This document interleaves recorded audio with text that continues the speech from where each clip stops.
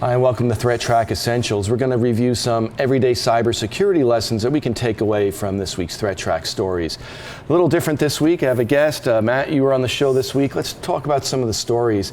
The first one you brought to us was about a red team that went into a hotel and found all sorts of interesting stuff. First of all, what's a red team? Red team is a group of people that's been hired to serve as a simulated adversary. So instead of waiting for a hacking group to break in and really ruin your day, you hire folks like this to do it ahead of time to show you where your weaknesses are. So these people went into a hotel and just tell me briefly some of the interesting things they found, right? They found like a lot of vulnerabilities you may not think of, a lot of ways to get into perhaps the hotel's network and get some credit card data and personal information, and also taking things from guest computers too, right? Yep, so they were looking for ways that are, from a guest perspective, where, you know, staying in your room, to get onto a network and expand their access, hoping to get access to something called a PMS, or a property management system, which includes things like door access. So they were looking for Ethernet ports. They found one that was actually connected to a automated window blind system, which was kind of interesting. Apparently didn't get them that far. They were up in the ceiling poking around looking for more cables. In the past, other teams have found things like the checkout system built into the television that has to call back to a network. So you unscrew the cable on the back of your TV, plug it into a special device, and you're suddenly on that network. So these are all ways that an attacker might try and probe your security from just the things that are hooked up in the room. So I guess a lesson there for hotel guests is to be realize when you're staying in a hotel that you can be vulnerable. Right? They also mentioned the fact that someone can just do something as simple as set up a hotspot on their phone named after the hotel's Wi-Fi, and you could log into that thinking you're logging in to the hotel's Wi-Fi, but really you're logging into somebody else's. Absolutely. Yeah, the hacker in the next room. Yeah, that's one of the oldest tricks in the book is public Wi-Fi. I mean, it's sometimes difficult to ascertain whether an access point that you see is actually secure or not. A lot of hotels will have open access points because it's more convenient for the guests to jump on that way. And someone can easily set up an access point with the exact same name. Your laptop may automatically connect because that's the strongest signal, and now you're on an attacker network.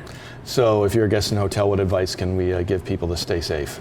I would say if a hotel offers you a networked cable for your internet access, I would choose that over Wi-Fi. If you have to use Wi-Fi, I would use a VPN, a virtual private network, which will add another layer of security. So even if you're traveling over a untrusted network, all of your traffic is immediately encrypted, and it won't be decrypted until it reaches that VPN endpoint, which is a good way to use most public Wi-Fi.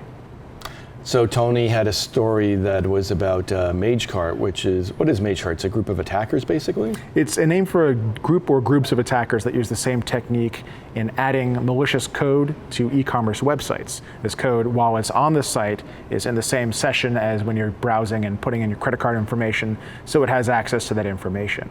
So what they're doing is they're breaking into these sites through differing means, adding their code, and as people visit the site and use them in their usual day-to-day shopping, that credit card information gets shipped off to the bad guys. So there's probably some folks watching out there that may have, if they're not in a large business, may have a small e-commerce site. What advice can we give them to keep their site secure? I would say the same stuff you've been doing to stay patched and up to date, keep doing that. If there are ways that you can monitor any changes to your website, in particular the parts of the site that do credit card processing, I would put that into place, because typically those parts of the site change the least. Those are that bulletproof boilerplate code you've got that you know is supposed to be secure. If anybody's adding any new files to those pages of the site, you should definitely be concerned if they're not you, because that could be a MageCart or MageCart-like attack in progress. And Andy brought us a story about a 17-year-old bug in the Firefox browser.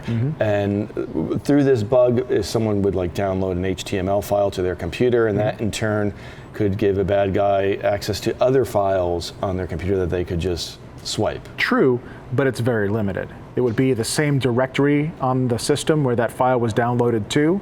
It would have access to that directory and any directories below that, which I think was a design decision that was made at some point, but it really depends on in what context it's being used as to whether or not it's a very useful feature or a really terrible bug.